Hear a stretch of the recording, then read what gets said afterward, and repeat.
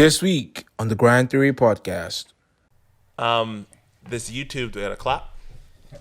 It's like you sync the audio. Point too. Sync the audio. Yeah, that's true. I forgot about that. That's a good location. Yeah, that's true. Oh yeah, you get moved out of there. Yeah. Yeah. So my YouTube channels it maps to me now wanting to start the process of educating people. Okay. And I'm really going to be building on my own e-learning courses around kind of this aspect of teaching people how to do certain aspects. So kind of the same pathway that I'm getting onto. So which is, like I said, I'm trying to get into video. I have no clue about video. I'm just gonna be straight up. I know a little bit, but the photo side is a different ball game because I've been doing photo for close to 6 years right now. So I know a lot. So I was talking with him before we actually started the episode where I was like, I posted a poll on my Instagram. I was like, what do you like most about my work? I wanted to know, was it the lights? Was it the posing? Was it the editing? I wanted to know. Yeah. As soon as I got like the majority of the vote, I was going to make a course. I was going to be like, you know what? 8-9 lighting steps for beauty. Totally. 8-9 lighting steps for portraits, for fashion. It might be like editing process. It might be coloring process. It might be how do you pose? Smart. I was gonna do that, and I was like, it was gonna be like, you know, the same idea what you said, like having a product. I was gonna see like that. If I put it out there, and I was like, you know what, $10-15 just for the guide. Yeah. Like one is cheap. Yeah. Two, if I put a sample showing the valuable results you can get from it, and you like if you're seeing tangible result of what you can get and the knowledge you can get, a lot of people are probably gonna invest in it. Same like because now honestly, the education part is the way. 100%. I don't know if you know this guys. Sorry if I kill like the full-time filmmakers. Yep. This guy, I'm enrolled in his course, so I follow actually what he teaches. Dope. So in the business section, he broke down actually what it was making. Roughly from that course itself, this guy's making close to $3 million a year. 100%. From doing literally, but then again, it came from hours and hours of working on his craft, hours and hours of like ads. You can literally like I promise you, as we're talking right now, if you look at your phone, probably in the next 2 days, you see an ad from him talking about how to record, how to do everything. We underestimate. So the education space, I mean, that's like a $200 billion industry that is just ramping up, and a lot of people underestimate that because of this time of COVID. What happened is the universities went all online. Yeah. And people were paying university prices for e-learning, which is a total disconnect because some of these learning courses that you could take that are nothing close to university is a disconnect. Yeah. So what's happening is, to be honest, the McEwens, the University of Alberta, and all that stuff, like they're screwed because people are starting to compare them in the same playing field of e-learning. Yeah. So you got places now that are teaching you, yes, like university has courses around around photography, videography, and then you have that filmmaker's course. Yeah. That filmmaker's course has so much more value. Oh, definitely. Than what you would learn in university. Definitely. End of the day. Specific There's literally two different worlds. Yeah. And so those people are making a lot of money because they're building a lot of success because they have a lot of value to add. If anything, it's probably undersold. It's underpriced. Yeah. But they're winning out of that. They are winning, yeah. Because I know, like, the guy was like, he literally puts everything you're going to learn at in filmmaking school in one course. You can learn it from YouTube, but it's like organized. It talks about like the equipment, the technical, the lights, the business. If you're trying to do specific weddings, real estate, music videos, travels. And I'm sure he's diving into the world that where all those e-courses are moving towards. Again, it's cohort-based learning. Yeah. It's finding communities of people who want to be on that same journey. So then, to be honest, they start doing the work. Yeah. So then you just come in to mentor, teach, and direct. And then everyone else comes together to move forward. Yeah. And that's how you build that success. So there's a lot of creators who are banking from that. Bro, like right now, especially if you know what you're doing and if you know the right skill and you know how to market yourself. Bro, like the guys out there that, like, for example, fitness, putting like a fitness program and showing the results. Say like you make a plan, a program, you try it on 2, 3, 4 different people, clients, and you literally have tangible results. Yep. Make an ad, put it on Facebook. At least you would get, guaranteed you would get at least 1 or 2 people to actually get into that program. 1 or 2 people get into the program. Oh shit, what did you use? This. It just keeps going. It just keeps going. It just keeps going. 100%. Actually, on that note, what you said with the cohort groups, If I say it in the podcast, then I'll have to hold myself accountable to it. So I want to start a group where this group it can be for kind of for anything really, but my emphasis is really on the mindset and like I guess entrepreneurial stuff and business, right? So what I want to do is like you were saying, the entrepreneurial road and journey is lonely, like especially when you're like behind the scenes setting up or you're tearing down or whatever you got to do to make your things work, right? Or even the process of finding a business plan. Like when I first went to go do my business plan, when I saw it, how many pages? I thought it was like, 1 page. It's like 35 pages, man. You got to find analysis, all that stuff. So what I want to do is I want to create an environment or a community where people who are struggling like me, say with making a business plan or maybe making their course, they can come into this group and they can share that idea or share what they're working on. Dope. And then everyone can, if we're all working on the same thing, you won't feel as lonely. Like if I'm working out and I'm not seeing no gains, but Ori is also working out and he's not really seeing gains. If we work out together, I might notice something that he might not notice. I'm like, hey, bro, your shoulder looks a little popped out or whatever like that, How do you think we got the biggest? That's true. There was a timing from January to April. Me, him, and the other guy were roasted, all working together. Yeah. Ever since I've been working there my entire life, I've never gotten as stronger as that period. Yeah, that's true. I think that was when we went in lockdown and then the gym opened. I went back to the gym. Everyone at the gym was like, yo, like, dog, what the heck are you doing, bro? Like, bro, I came back, I was pulling 400 pounds. Yeah. All we're doing was just calisthenics, just a couple body. I've been training together because we were pushing ourselves to the limit. Exactly, because like, it's just like this. If you're at the gym and you're just doing your workout alone, I mean, you can. Some people are like that. You're blessed. Yeah. You can push yourself mentally. But if you look at this, I don't know if you know them, like the top bodybuilders, like Larry Wills. If you know, like if you follow those guys, if you know this right now, if you see them always in a group. Clicks 100%. Because I never thought about it until actually now, where they're in a group and like, yo, it's just like if I see you doing a crazy, like, bro, if you're putting like 400 pounds. Yo, I got to step up. At least I gotta try it. Yeah. Like squats. This guy. Wait, was it the one that saved you? Yo! Oh my God, Bobby saved me. Remember? Oh, I was about to die. This guy saved my life. Home, it showed me the video. Yeah. It did one. I almost died the second one. Thanks to you for saving me. Saved my life, man. He showed me that video. When you showed me, what did I tell you? You said you'll get it. Ask him. Was it a month? Was it up to a month? It's been a month, I think. Yeah. You killed your PR. Yeah. I got his number. Yeah. I could have done more than that if I wanted to, but I told myself, nah. My goal was I told him I was gonna do that number, and I did. Yeah. Because sometimes and like having a buddy, having someone like a clique to work with, we lose sight that like it's possible. Yeah. Like hitting those thresholds, hitting those numbers, and we need people around us to know that. So like having those groups and cohorts, like it makes sense. It's smart. It's what you need. I would say you'd have to make sure you do something like that in like a niche though. Yeah. And You got be too broad, right? Yeah, like you got to niche down to find those people. And the other thing that is going to be most important around building that community is you got to vet those people. You got to vet them hard. You got to put them through trials, so to speak. Call it interviews to make sure that you have the right people, like-minded people, and you have people's buy-in. I might have to put your business a little bit out there. But my question is, what's one test you do for people to know? Okay, like I can actually work with this person or make a group with this person. Like what's one test? Because like there's different stuff. Like you can try maybe the person is actually says his word and actually does it. It might be maybe the person like what do you do?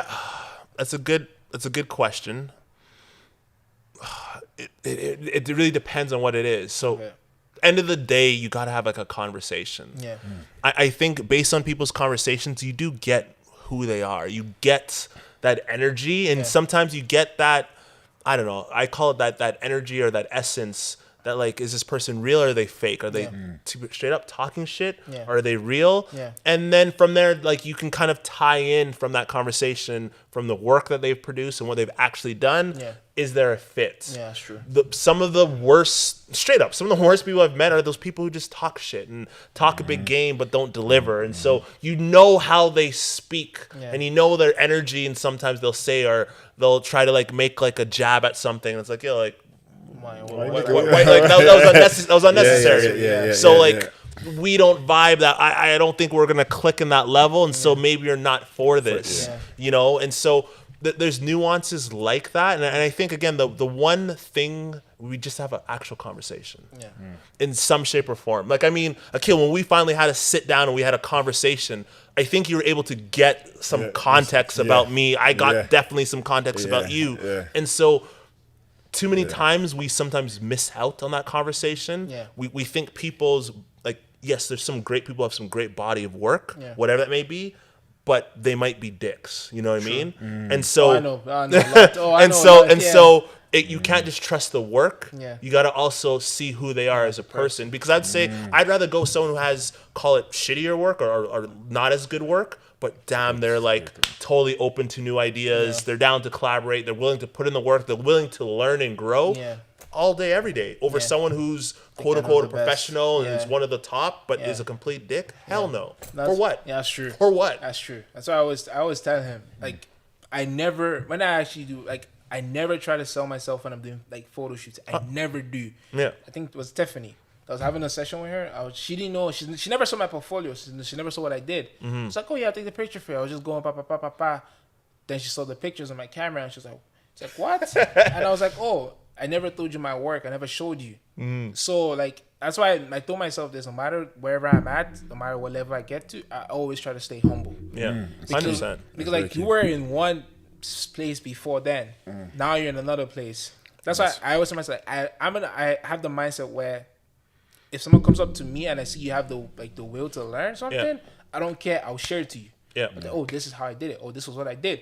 Oh, I'm having a photo shoot a couple more days. Do you want to come by? You can shadow me and just take a couple pictures. Like, it doesn't matter. So I like that though. One thing that you said, right, that I think has been a huge thing for me is trying to stay like humble, right? Even like when you go to when I go to new jobs and stuff like that.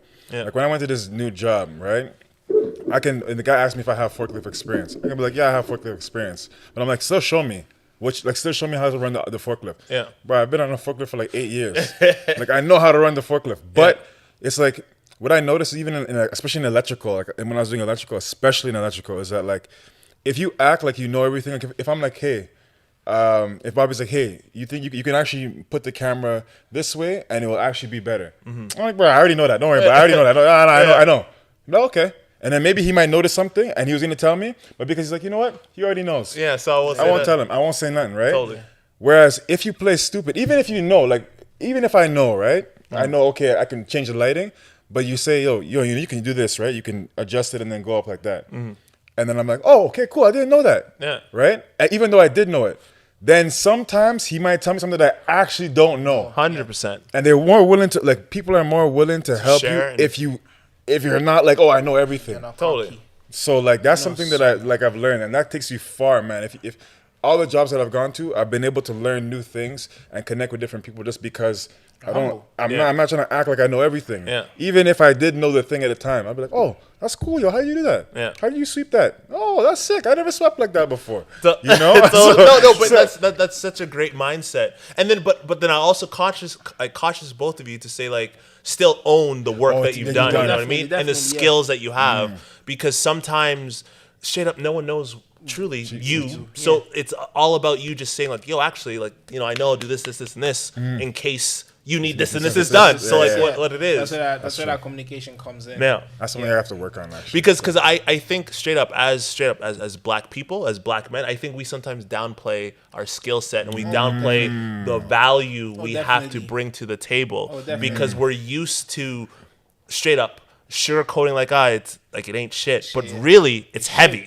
It is. And then we also come sometimes to say like, well, yeah, you know, I do this and this. And it's like, no, like this is what I do. Like this is my skill set. This is where my passion's at. To say that this is why I'm asking for this amount, this dollar amount. I had this great discussion today with this awesome dude, Kaz Mega, where we were just going back and forth about how we as black people sometimes devalue our work because we're so used to always undercutting ourselves and bootstrapping all of our projects and initiatives, and how important it is to understand that we have value, we have skills, and through those skills, there is money to be made because people are making money off this. And we don't always have to, again, downplay what we're doing and just come there with like emphasis, say, hey, actually, I know do this, and this, and I have this experience. And so This is why I'm asking this This price. money, yeah, that's true. That's true. I like that. That's very I like that. like. I like that. There's something that I actually want to ask you. I want to ask you, like, okay, so far in all these life experiences that you've had, and all that you've learned, Yeah. what's the most difficult struggle or obstacle that you have faced, Yeah. and what have you learned from it, and how did you overcome it? That's a good question. Most difficult struggle. I think the first thing that popped in my mind, the most difficult thing I struggle with, is the notion of, again, community. It's been something that has been the blocker, the thing that stops me from sometimes accelerating different things, whether that's around a community of accessing a certain position, a job, a role. Thank you.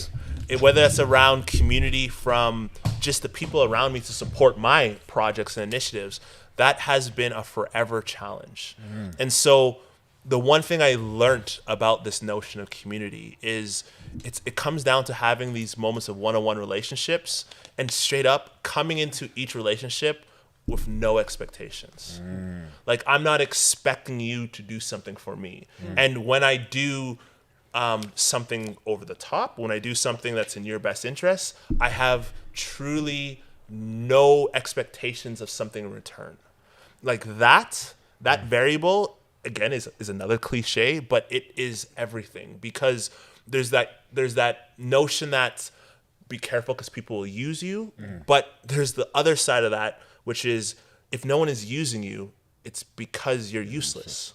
You have no value. Like you're not bringing nothing to the table.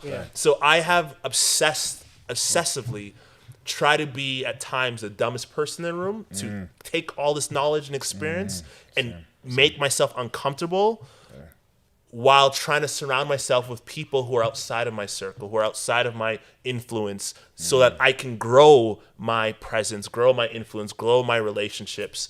And then while doing that, still volunteering my time, volunteering my expertise, my knowledge, my projects to just build relationships.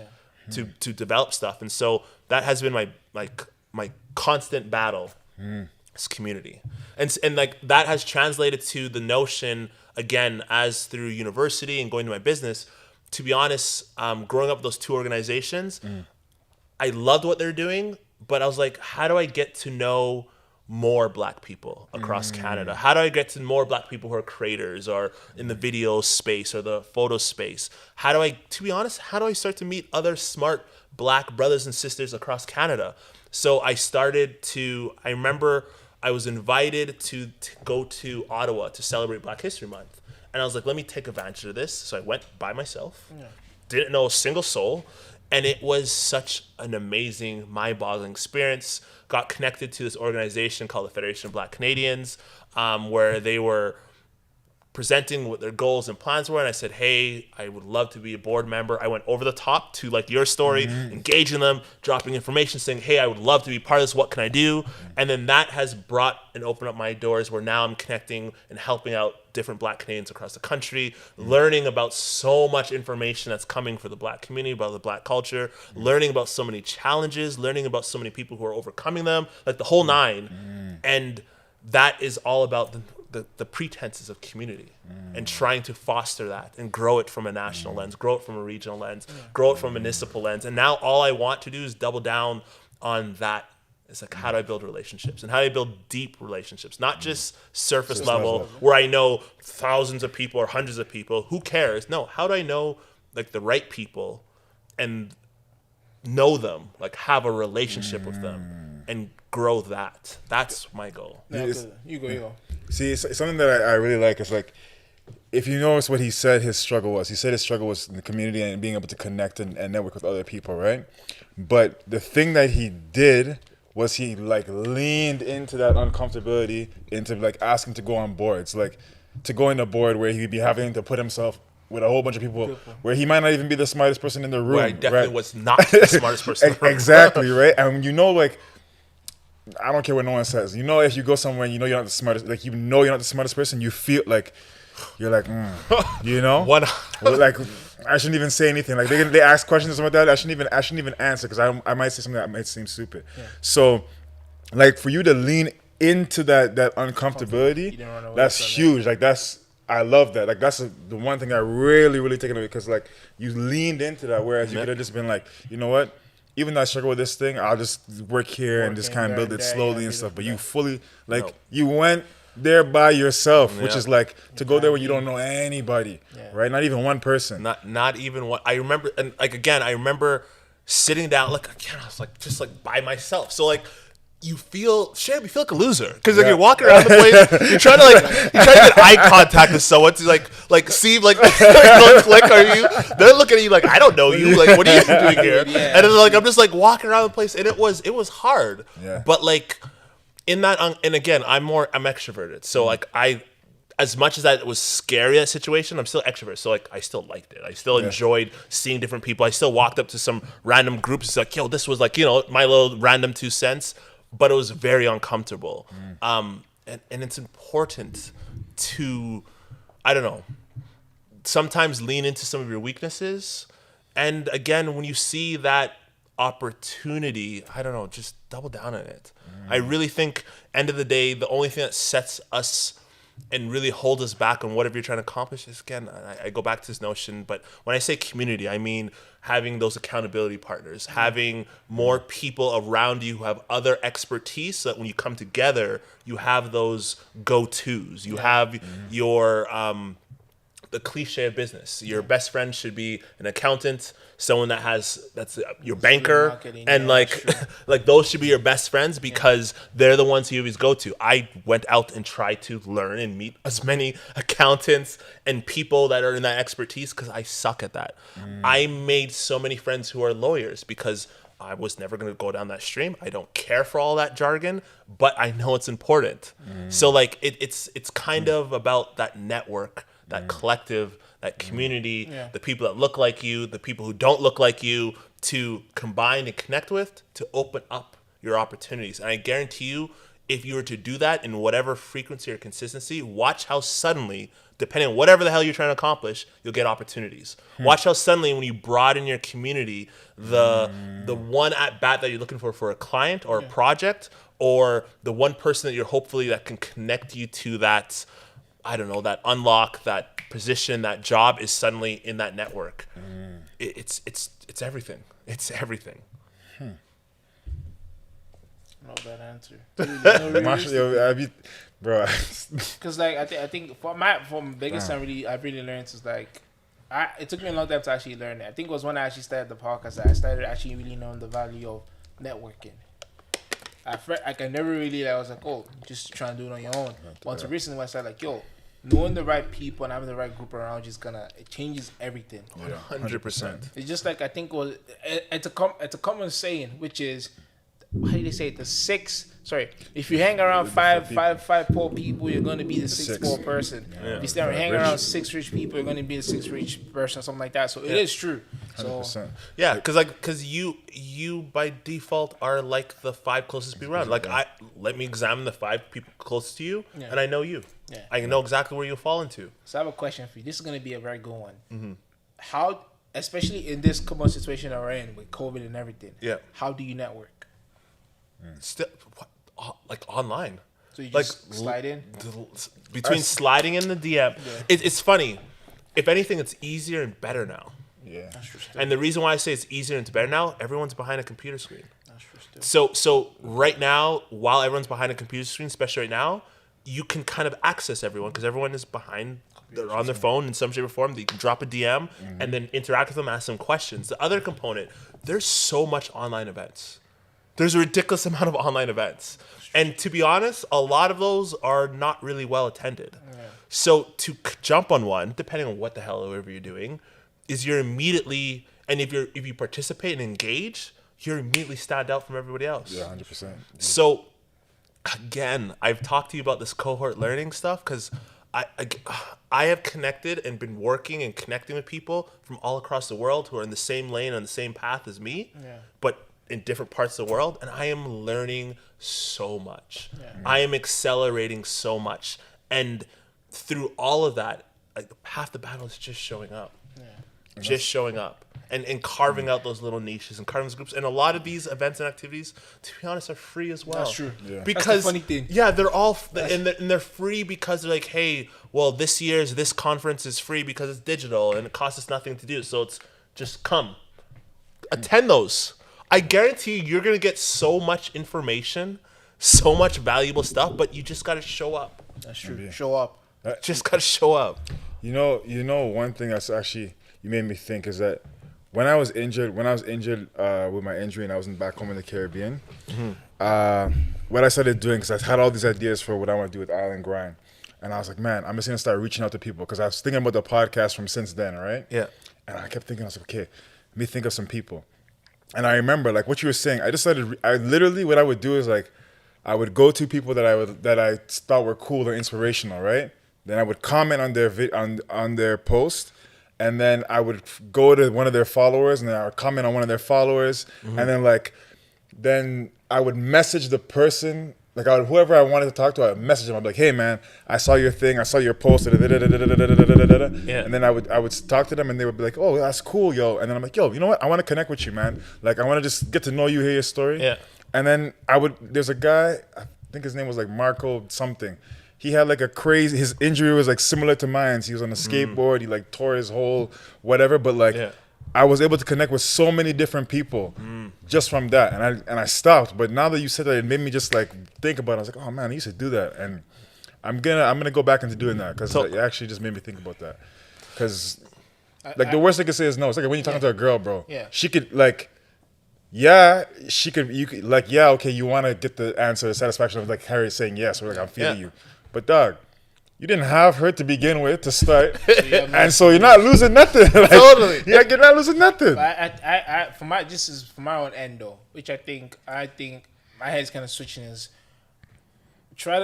my mind before was always try to get the person as a client, especially if you're trying to reach out to somebody. But I think I'm having a different perspective. Is trying to get the person like, you know, establish a good relationship with the person. 100%. Because I think when you do that, it's easier for you to turn that relationship, like that person, to become a client, if you know what I mean. So there was this client that I had that they had this restaurant called the Mori Group. So they have these chain restaurants called the Mori Pastas. They have an awesome restaurant downtown called Black Pearl. And they have this really dope Italian restaurant behind Grant McEwen called Cafe Mori Bistro. Okay. To get that client, that took a year for me to get him as a client. A year. Damn. A year of talking with him, a year of engaging, a year of dropping a little piece of information about this is happening in the restaurant room. This is a cool video that I did. I thought it was, you could use this information around this. A year of just developing that relationship before I could land him as a client. Like that's not a short time. That's a long time. Dedication. And it was about building that relationship because I knew with his business, it's the family-owned business, it wasn't like he had options of working with people. So it wasn't necessarily about how do I work with the best of this craft. It was about how do I work with someone who's under the same page or wavelength or understands my business, understands my needs. And so that was a year process of me even to working with him on other projects. Yeah. That then I finally was able to work with him around all of his restaurants and things.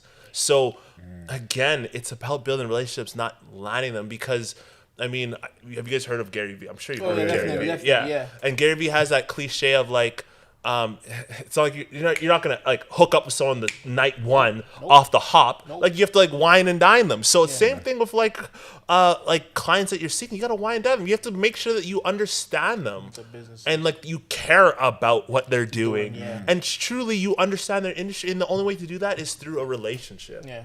And once they get a sense or a taste of that, of course they're gonna lean into that to be like, hey, cool, we can work together because I understand your work, you understand me. Let's now connect. On that because it's like with my marketing company, one of the things that I was really doing a lot of was sponsorships and partnerships with large festivals. And the day of someone writing you a sponsor check and giving that to you is dead. That doesn't exist. What happens now is people want partnerships. They want to make sure that when I write you that check, we work together going forward around both these initiatives, not just a one and done. Like I want to work with you. And so that's its own process. You know, You know what I just thought about while I was listening to you say or talk, sorry, is that like I guess my thoughts is like networking is key because in order to move in the world, it's more about who you know than what you know. Like if I wanted to get a job in electrical right now, because I know someone in electrical, it would be easy for me as opposed to you who's just like, even if you have all your qualifications, you have to go and apply to the job. And I can be like, hey, Bobby, I need to get a job right now. I'm looking for work. You know, things are a little slow. Boom. I'll bet. Right? Akil, hell yeah. Yeah, hell yeah. I know you. Exactly. Hell yeah. But then the other people in that pile that are just as qualified, who I don't know, I don't know you. I don't know you though. So who's gonna stand out of that list of people? Of course, I'm gonna go with the person I know. Exactly. And that word sometimes networking. It doesn't necessarily mean that like just start meeting people. It means again developing relationships with these people, bringing value to them, and not having expectations of anything in return. That's the kicker. No expectations. None. Have a regular conversation. None at all. And you see the thing he said, like he's okay, because when you make that connection, like okay, what he said earlier, right? Every connection, every network that I'm gonna come, I should be adding value, even if I can't add value, like with a business, even if some information, it could just be a little information, like hey, this guy's a really good photographer, or he's a really good photographer. He has great prices. He gives good quality. I think he would really make your picture, your business look nice. Okay, I'm adding value, And like you said, people do business with people that they like, and you're gonna like somebody that's giving you that's adding value to your business. If I'm constantly bringing you clients, would you not like me, bro? If I'm bringing you 10 clients every month, bro, you're gonna like me, and because you like me, you will do business with me. 100%. And it's all like, and like I think even at times in the extreme of that is for whatever reason, if you weren't a fit to work with that person. Give them a recommendation to another photographer or another person of like that expertise because hey, you know what? I can't fulfill what you're doing. I can't service what you're doing. I'm out of that price range because it's too low. Or hey, you know what? What you're asking is just I don't have the time for that or the capacity. So go to this person. That is such a huge play because trust me, that is going to be like cool. Well, when I'm in this framework or when I need this work, I know exactly who to talk to. True. I know exactly, or vice versa. I know someone else now who needs this work. I know exactly who to point them towards because you've been such an asset to me. I know how I know who to talk to. True. And we lose sight of that because we're scared. Like, oh, I need that client. I need that deal. I need that project. And it's like, trust me, there's going to be many more projects. There's going to be many more clients. There's going to be many more people. And what you need to do is, which you cannot buy, is have that relationship and have that trust. Yeah. And that's a long-term game. That's a long play. It's been 2 hours and 30 minutes. Yeah, good. That's almost two. That's like episode 3. Part 3. This is like part 2. It's part 3 now. I talk too much sometimes. Oh no! Trust you. I wish you stay one day with just me and him. Because you'd be surprised sometimes you just get back from work and we just sit down, bro. Especially in the old house in the kitchen. Yeah. Just be talking. We can talk for like 3-4 hours and we just lose track of time. And then you're like, oh man, now it's late. I can't even do any work. All the work I'm supposed to do, I can't even do it now. Yeah. No, man. Man. No, like this is super dope, man. The biggest thing I think I really love, like you mentioned, was like that networking. Because like having the skill to like have genuine relationship with people is key. And I think you mentioned one thing that I think I never really, in a way, when it comes to business, I never really thought that way, which is developing a relationship without expectations. Yep. I always had the mindset of, okay, just to develop a good relationship, add value, but not 100%. In certain situations, I never had the mindset like, you know what, shut up that switch and don't expect anything. 100%. And I think that's why I struggled in the business. Like, it was like before, if I reach out to people, I'm like, hey, I'm a cinematographer, whatever, videographer based in Edmonton. I'd love to shoot a promotional video for you guys for free. So add value to your company, whatever.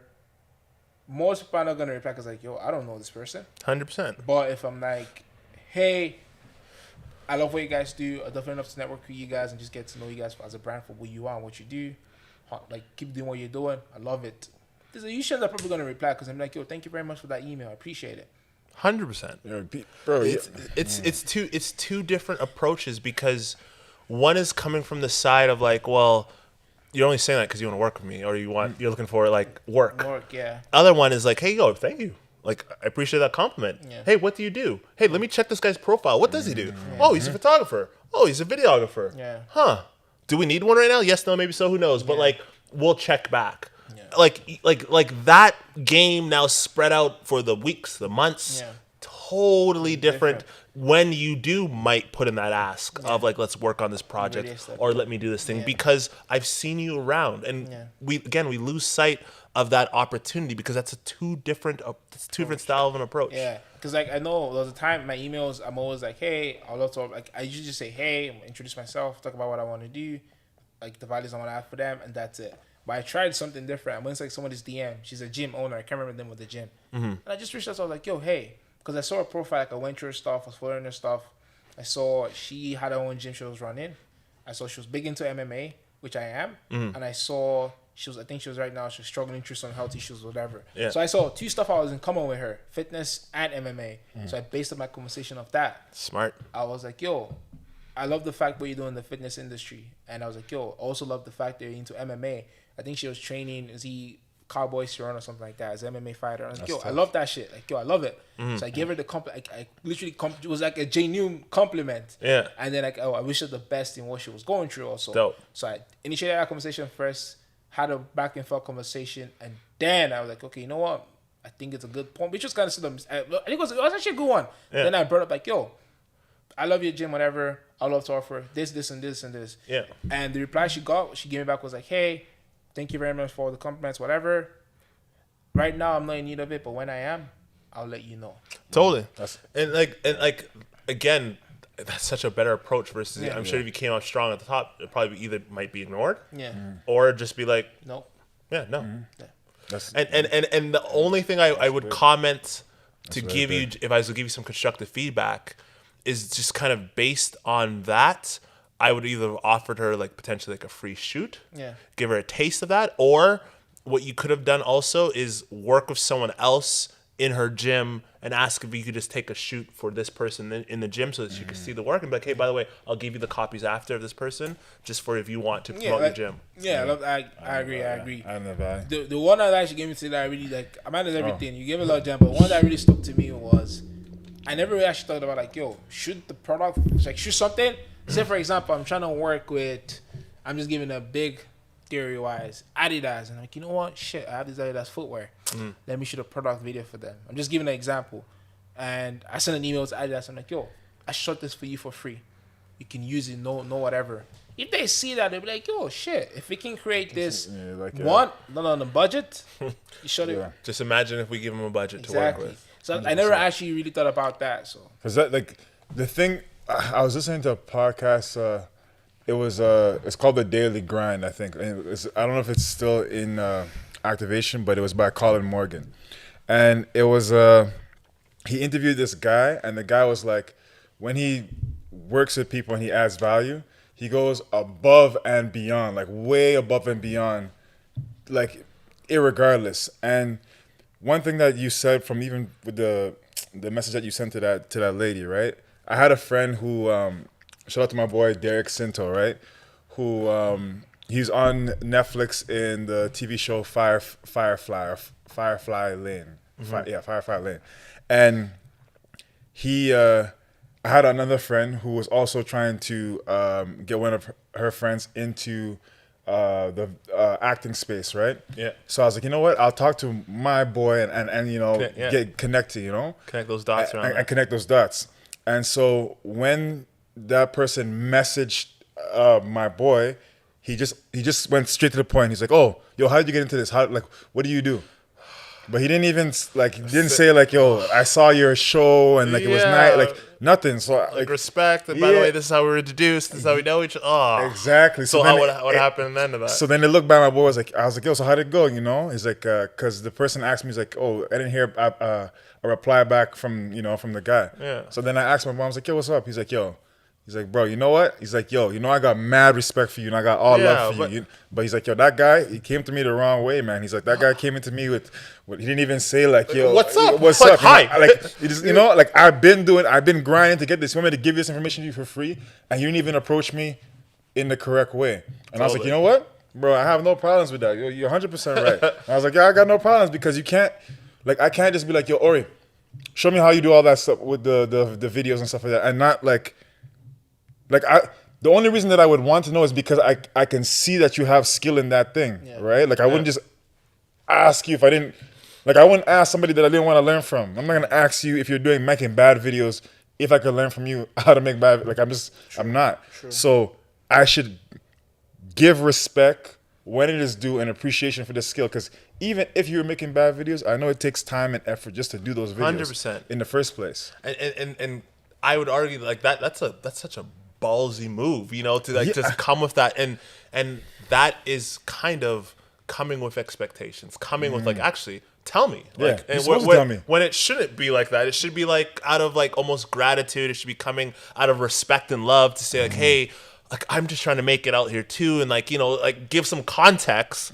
or else then of course you can get that blowback of like no answer, like because I'm clearly putting in the work too. I'm busy. Yeah. So why would I put time into that when clearly there's no respect in that manner, which makes sense. Yeah, and I think again in the grand scheme of things, it comes down to humbleness, it comes down to respect, and it comes down to just the way you communicate.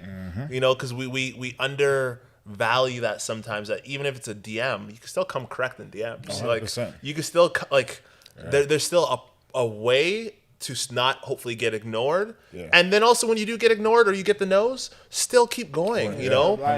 Part of the no expectations is out of saving yourself that, to be honest, that hurt. Like imagine getting 40 no's, 50 no's, 100 no's, 200 no's.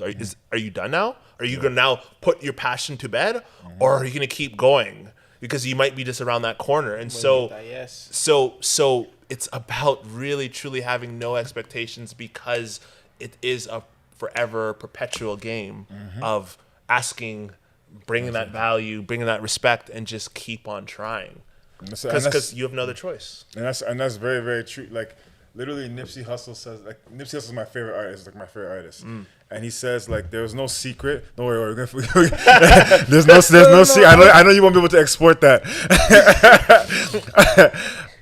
but he says there's no secret to what he did, right? It's just that he didn't stop. It's a marathon. And even with the thing what you're saying with no, even when you get a no, you know that you can still turn that around. Like, man, you can still get something from that with that no, just the way you respond. Because sometimes, like, I have had times when, like, maybe you get rejected from a girl, right? She says, oh, no. I'm like, you know what? It's all good. I hope you have a great day, But because I was nice, because of, like, sometimes people are wanting to see how you're going to react to the rejection. And if you react in the way, like, screw this, they're like, that's what I thought. Yeah, 100. But if you come in nice, like, you know what? It's all good. I hope you still have everything good. They're like, oh. People like a challenge. People love that chase, Exactly. Like, so, like, that's part of the process. That's part of the game. Like, are you serious? Yeah. Like, holy, the amounts of no's that, like. Yo. Now we turn to yeses. Like, holy. That's true still. So it's just like, my wife, when we first started talking, one of the things I remember she said to one of her friends that she told me later was like, "Oh, I just wanted to, I hope Bobby's cool just being friends." And like, like now married, like now married, like shoot, just friends. Yeah. My boy Bobby was like, jealous. So the gear can't choose Chang. I did a full 360. You went like this. I like that. But there's actually another thing that you said that I want to take the time out to actually really, really appreciate you for it. Is that, like, one thing I always, like, I always notice, and I always it's something that like makes me have a lot of respect for people. Is like I have a lot of respect for you, and the reason is because when I came to talk to you, right, you gave me your time. Even coming to the podcast, you don't have to come to the podcast and give us your time. You can easily just say no, or you can just be like, you know what, I'm busy. But when I spoke to you, you were open. You were telling me, like, you didn't have to tell me anything. You know what I'm saying? Like, and then even to go above and beyond that, you gave me a time where I can book and actually talk to you, and we went way over that time too. So I just like today, we went like, I think it was like 30 minutes. We went for like an hour and a half, or something like that. And like, you were giving me so much information freely, and like I that stuff I always really appreciate it, because I know that you don't have to give it to me. And that's even why I have so much respect for Sean too. Is because he gave me so much information in this gym that he didn't have to give it to me. Like like you've been working years to master that craft, learn all the information, all the experiences that you've been going through with your clothing store, with your podcast, with your media company, just like in life in general. Like, you don't have to share that with me. So like, I will always have tons and tons of respect for you because of that. No, I first off, shoot a kill. I appreciate that. That's dope. And it's funny. The one thing about that, and I'm gonna tell you a selfish play and a kind of real play around that. The one thing in my little obsession about building relationships, I realize you could tell everyone literally every last little detail, secret, the playbook, everything. Give them everything, and no one will do. Like, most people won't do nothing with it. They won't act on it. They won't copy. Like, they might try to copy you, but they won't come through. They won't fulfill it because there's still a lot of work around that. Realizing that, I also saw through another mentor of mine that he was giving me all this information, all these details, which I loved and respect. And it just came to me that winners, kind of like the people who are moving and doing stuff, they are blank slates. Like, they understand that process. They understand that there's no secrets I need to hold back and not give away because it's the one unlock. And the more people I can connect, like yourselves, who are creating, who are on a similar path, as different journey, is the better off I will be, and the better off we'll all be, because no one's doing this alone. And whatever your ambitions are, no one's doing this alone. And I feel that the stronger relationship I can build with both of you, I hope that whether if there's another conversation that you make a reference, like, hey, Bobby, I know Bobby. Bobby's dope guy, good guy. Like that, it would be awesome. It's not expected, but that's awesome. And so I'm always trying to put my best foot forward. I'm always trying to show a lot of love and respect. And I'm also straight up, again, I do edge and lean on my black people. I truly love my black community. And I'm always trying to go above and beyond with everyone, but when it comes to the black people, when I know the struggles, when I know the challenges, when I know the hurdles, when I know the systemic racism that's constantly against us, when I know the weight that's always on our shoulders, the way we walk, the way we carry ourselves, when we're walking down the street, the way people look at us is totally different, especially as black men. I know that experience, and also building my business.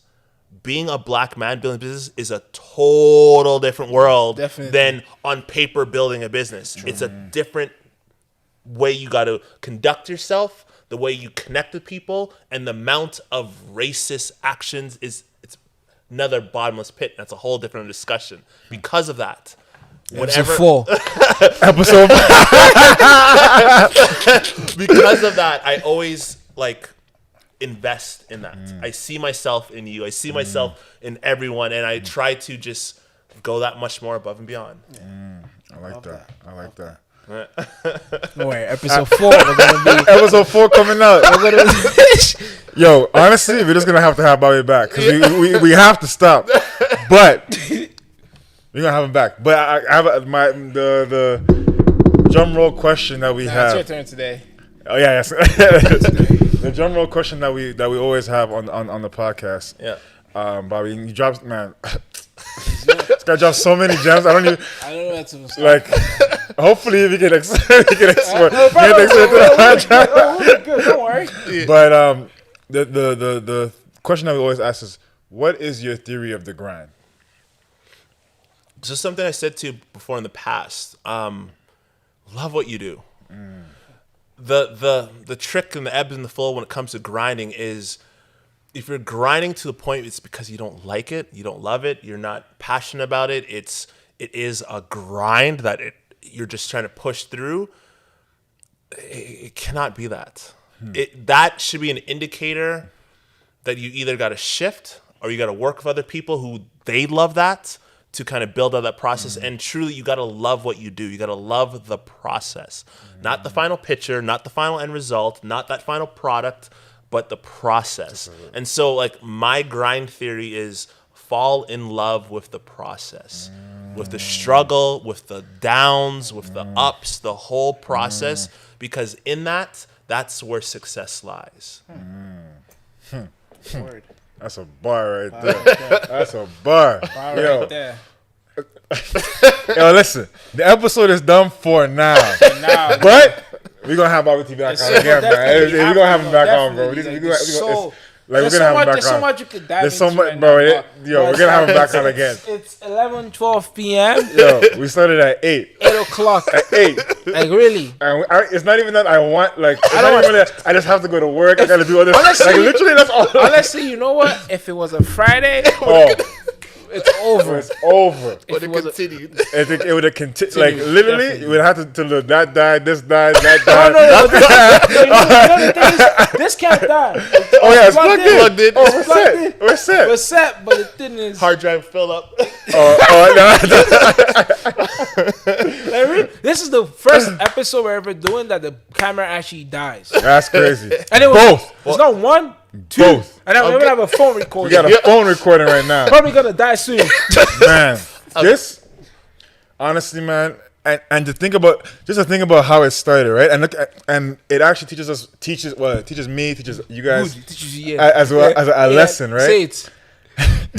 The biggest thing is starting. Just like Ori says, just like Bobby says, 100. It's the biggest thing is starting, because literally just before this episode, I was worried. I should have recorded. You should have recorded me. I literally was worried. I was like, man, I don't think I'm prepared enough. And this is literally the longest episode, and like I had so much fun. Like, I'm literally not even tired. Like, I got so much energy. We got 3 episodes. We got like 3 episodes in this one, you know, and like. It didn't feel like, and there's so much more. There's so much more. Like, literally, we have to have him back on. Like, it's not even. I'm giving you the formal invitation now. Yeah. We would love to have you back on right now. Yo, 100. I feel this is still just the tip. We just talked about the tip of the iceberg of a bunch of stuff. Let's just say right now, we're doing it on Friday. Friday, so we know. Because if we do it on a Friday, just leave the day open. Leave the day open. Sit down, and then we just talk. Don't worry, but bro. So far, we're being so far. I need to get sponsored. We need to get sponsored by So Far. Unless how can we get them though? You know what? We just learned so much stuff. We just learned so much stuff. Yo, you can make a video. Yeah. I tell them I work out their clients. Yeah. Yo, they gotta be fit to make that chicken and come back quick. You know. Yo. Suddenly, we just gotta put that out there. So like, yo, what? Of course, we'll drop some. Of course. Yo, a box right here. A box right here. Boom. That's 3, man. 3 boxes right there.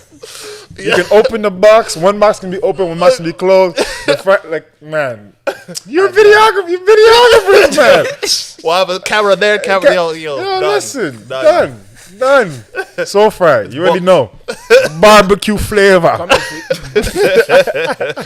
But nah, it was man. Like I told you. Yeah, you did. I literally told him this, like, yo, I was actually not worried. I was like, yo, because he told me about the kind of person you are. In my head, I was like, the one thing I know for a fact, especially as a content creator, if you're very like easygoing and just willing to like just share whatever you know, to me automatically I assume you're a good person, because not a lot of content creators are gonna share what they know.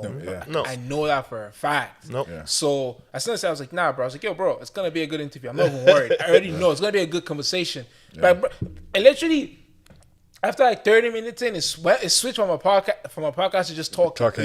Straight up. 100%. I love it. I love it. So, Bobby, everywhere that people can find you to support you, let us know. Just on all platforms, it's just Bobby T. So JUST Bobby T. Simple. Nice and simple. We're gonna have the link in the bio. And we'll have the link in the bio. He's doing so many things, and you see the type of person he is. Look at, like, man, literally, like, Man, we don't like the video says it all, man. Look how many videos we're making, like, like you know what I'm saying, like just the type of person that he is, being willing to share, being so open, being funny, like. It just brings a really good vibe into the podcast, definitely. Into the everything. Yeah, so respect. So man, hey, go support the boy, man. Go support the boy. An amazing individual, definitely. Yeah. No, and again, I think what you guys are building, what you're doing, is dope. Having conversations around this topic is so important because I think too many times we don't have these discussions and we don't see how people have come from at times some of the lowest points of their lives to then coming and overcoming it. So, yo, respect and love for producing this. Thank you. We were saying about that. The next conversation is going to be about that because we never really actually dive deep into the struggles. We went a little bit, but not a lot. No, I think that's it's all about that because in the struggles we don't talk about that. Yeah. We're never vulnerable about that. And so through that, people can truly learn something of substance. Bless another gem. He will be back. He'll be back, definitely. He'll be back. Definitely. It was amazing. It was amazing having you. Y'all know what to do. You guys will be seeing Bobby's face for like 3 weeks. so just get used to it. You're going to see it for like 3 weeks. You're going to wonder if it's the same. Well, it's going to be the same episode. But right now, we're like 8 minutes, 7 minutes away from 3 hours. We're recording for 3 hours. That's 3 episodes. Bless. But hey. Everybody who's on the podcast, who's watching, who's commenting, who's liking, who's subscribing, even the dislikes, who's disliking, we appreciate y'all, man. We appreciate y'all. The only thing we ask is if you're disliking, let us know why. Please let us know, man. You can email us, you can text us, you can DM us. No, they have our numbers. No. Oh, I guess you can't text us, but you can DM us. DM us. You know, DM us because we're always trying to get 1% better. That's the whole goal. Getting 1% better. Roasted for calling himself the cream. I am the cream. Nah, bro. I am. Listen, hey, bless. You guys, not the lotion. Like, comment, check out Bobby's tea work. I stalk his YouTube channel. Yes, sir. I watch it. It's crispy, dog. It's crispy. Crispy. Yes, sir. Bless. All right, y'all. We out. We out.